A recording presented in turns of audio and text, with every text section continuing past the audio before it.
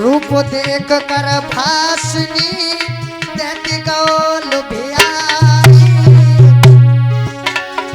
कपटी बनो उग्रसेन तब रानी के बतलाए।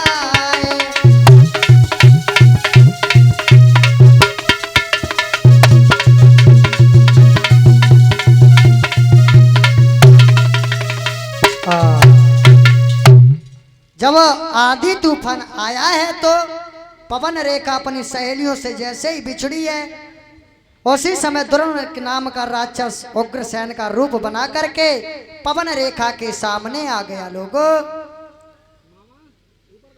और जैसे ही पवन रेखा को अकेले देखा उस राक्षस ने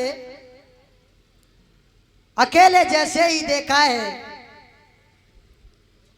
उस राक्षस ने उग्रसेन का रूप धारण कर लिया और पवन रेखा के सामने आया।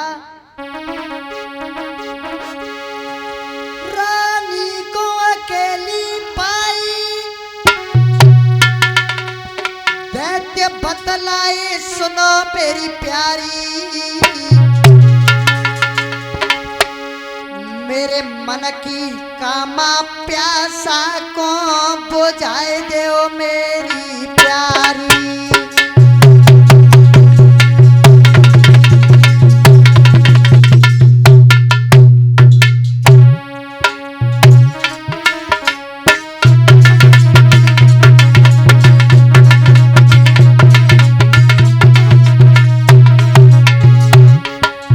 और इसी के बीच में 21 रुपए से सम्मानित किया है हरिचंद तारपुर से। इन्होंने 21 रुपए से सम्मानित किया है। राधा रानी से इच्छाकांक्षा करेंगे धर्म के क्षेत्र में आगे बढ़ते हैं, बढ़ते रहें, भगवान मनोकामना पूरी करते रहें।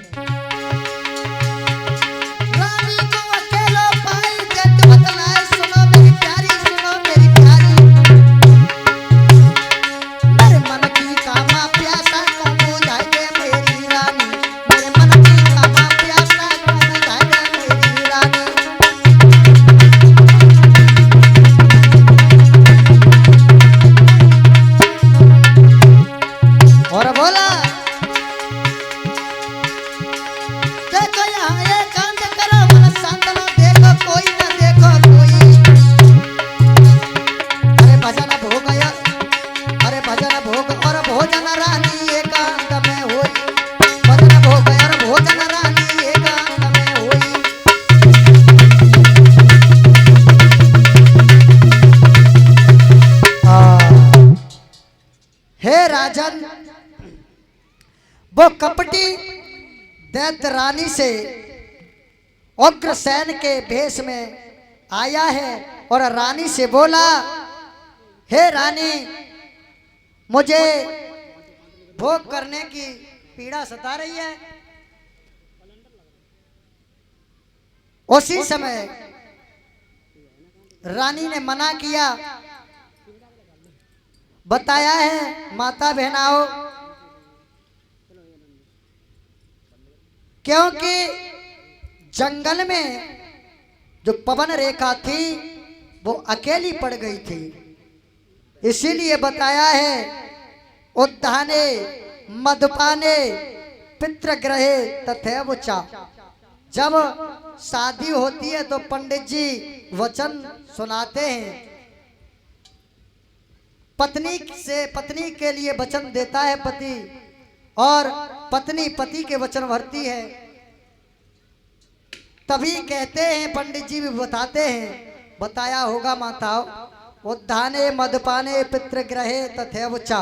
उद्यान कहते हैं दोपहर के समय को, क्या दोपहर के समय को, और मदपाने यानी मदमाने दारू भी होती है और मदमाने मांस मदरा भी होती है। उस ऐसे व्यक्ति के सामने स्त्री के लिए नहीं जाना चाहिए, बताया पंडित जी ने। जब शादी हुई थी तब बताया, नहीं बताया माता भूल गई हैं? शादी होती है तब तो पंडित जी वचन भरवाते हैं, तब तो हाँ पंडित जी कहते हैं वचन